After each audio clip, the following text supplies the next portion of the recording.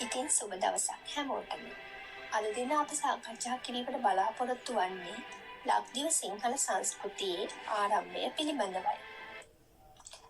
සිංහල ජාතියේ ආරම්භය පිළිබඳව සාකච්ඡා කිරීමේදී මහාවංශයේ 6-7 යන පරිච්ඡේදවල සඳහන් වන විස්තරවලට අනුකූලව සිංහල ජනතාවගේ ආරම්භය සිදු වෙලා තිබෙන්නේ විජයාගමනයේ.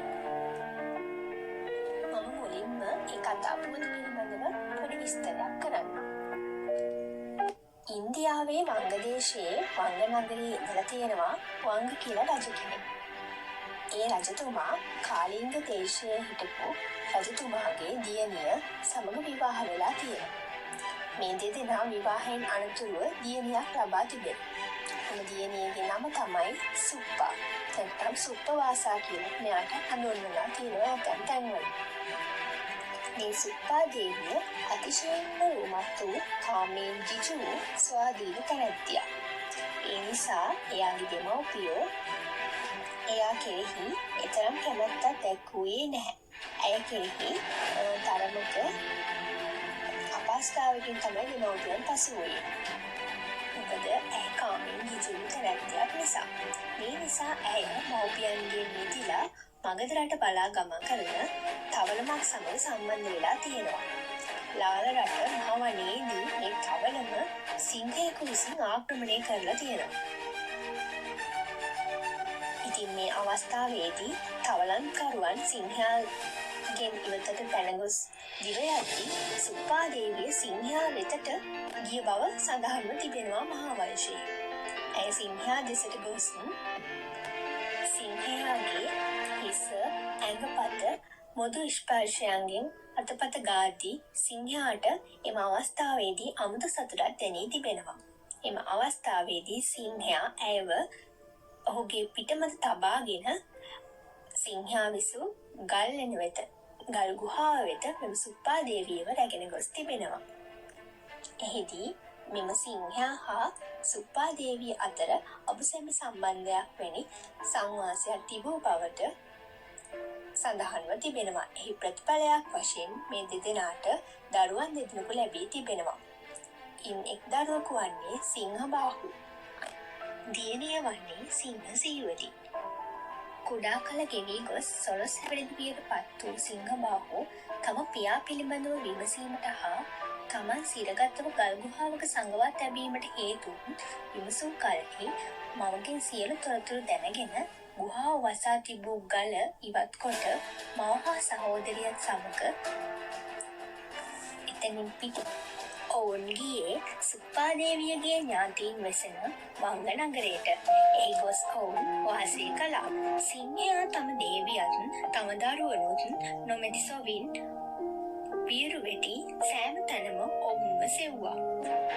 සිංහයා මේ අන්දමින් ඉතා කුරිය ලෙස ගම්බිම් විනාශ කරමින් ගම්වැසියන්ටද හානි කරමින් ඔවුන්ට මෙන්ම ඔවුන්ගේ දේපල වලටත් හානි කළා.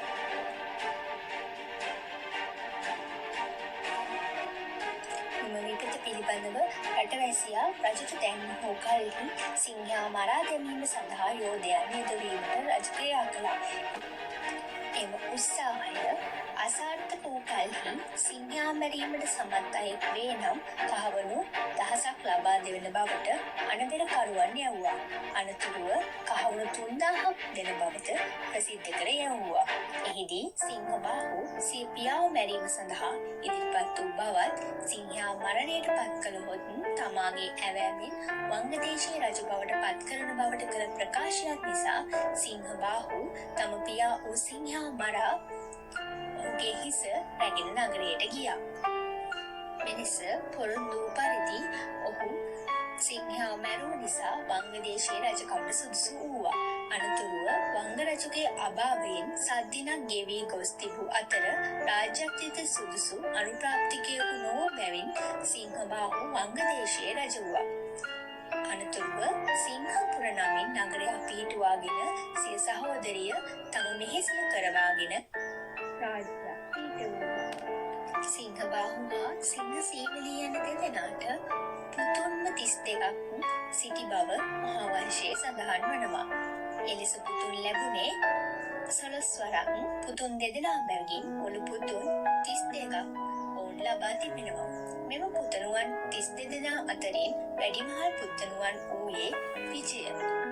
අපි කවුරුත් දන්නා විජය කුමාරයා.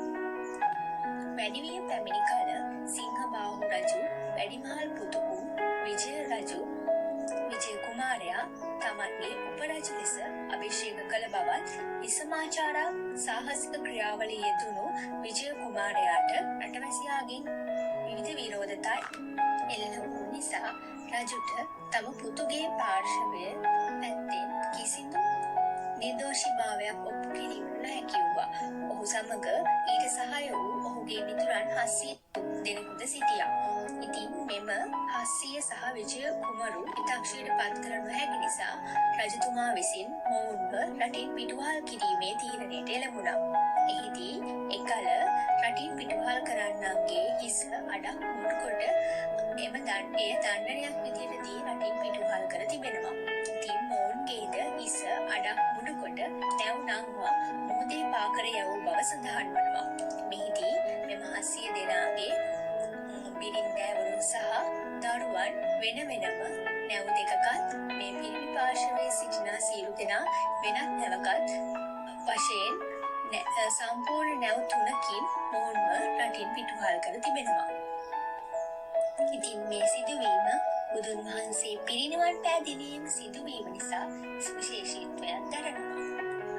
එනම් විජය ඇතුළු 700ක් පිරිස බුදුන් වහන්සේ පිරිනිවන් පෑ දිනෙහි තමයි තම්බපණි දේශයට ගොඩ බැස තිබෙනුයේ. ඔවුන් සමග පිටුවහල් කළ කුමාරවරුන්ගේ එනම් දරුවන්ගේ නෞකාව නග්න දීපයටද ඔවුන්ගේ භාර්යාවරුන්ගේ නෞකාව මහිලා දීප දිවයිනටද ගොඩ බැස්ස බව කියවෙනවා. බුදුන් වහන්සේගේ ඉල්ලීම පරිදි සක්‍ර දේවේන්ද්‍රයා ලංකාව ආරක්ෂා කිරීමට පවරා තිබුණේ පුල්වන් දෙවියන්ටයි. විජය රජු නැත්නම් විජය කුමාරයා මෙම දිවයින කවරක් දැයි ඔහුගෙන් විමසූ බවත් මේ ලංකාදීපයේ යැයි ඔහු පිළිතුරු දුන් බවත් සඳහන් වනවා. තවද මෙහි මිනිසුන් නැත අපට බය ඇතැයි විජය කී කල්හි උපුල්වන් දෙවියන් පිරිත් පැන් ගසා පිරිත් නූල් බැඳ ආරක්ෂාව තහවුරු කර බවට සඳහන් වනවා.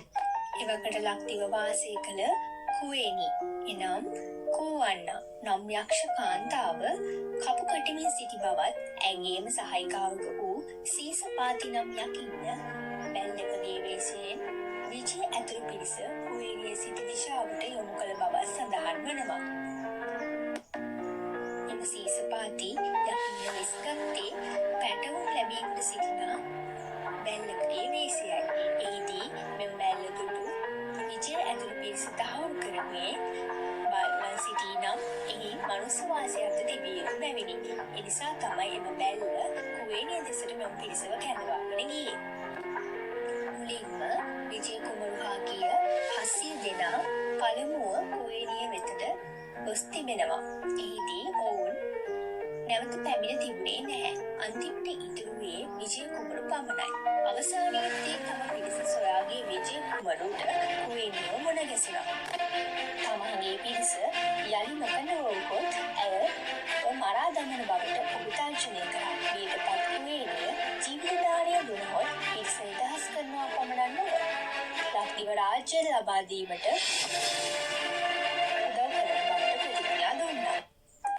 අනතුරු ඇය සියල්ලෝම නිදහස් කොට ඔවුනට ආහාර ලබා දී සතුටු කළ බවත් විජය සමග විවාහ නිවසගත් බවත් සඳහන්ව තිබෙනවා.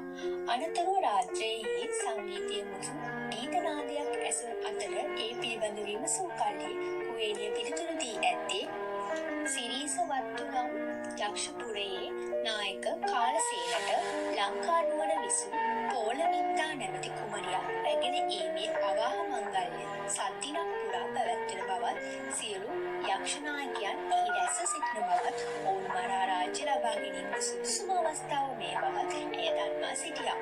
විජය කුමරු කුවේණියගේ අනුදැනුම පරිදි සියලු යක්ෂයන් මරා දමා රාජ්‍යත්වය ලබා ගත්තා. මහා කාලසේන යක්ෂගේ පරම්පරාව ලබා ගැනීම අභිෂේකයේද සිදු කරන ලදී. එකල රාජ රාජ්‍යත්වයේ සංකේතය සනිටුහන් කරන ලද්දේ මෙම පළඳනාමයි. විජයාගම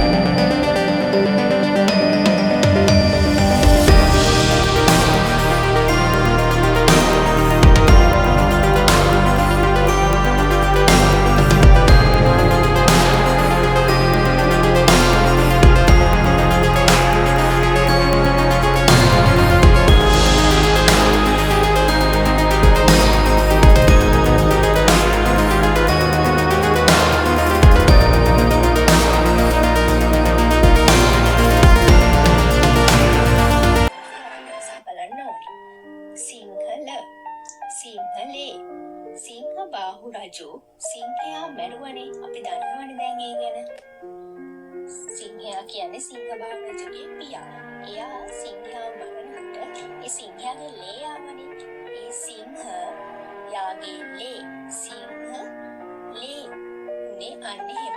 සිංහයාගේ ලේ සිංහලේ තමයි මේ සිංහල බවට පත් වෙලා තියෙනවා කියලා ඉතිහාසයේ සඳහන් වෙන්නේ. සිංහයාගේ ලෙයින් උපන් සිංහ බාහු සිංහ සීවලී පරපුරෙන් පැවතගෙන සියල්ලන් විජය ඇතුළු සියල්ලන්ම සිංහල නම් හිටි කියලා මහා වංශයේ කතුවරුන් සඳහන් කරනු ලබනවා. මෙන්න මේ විදිහට තමයි සිංහල ජාතියේ ආරම්භය සිදු වී තිබෙන්නේ. මේ අනුව කුවේණිය සිංහල ජාතියට අයත් වන කාන්තාවක්. ඇය යක්ෂ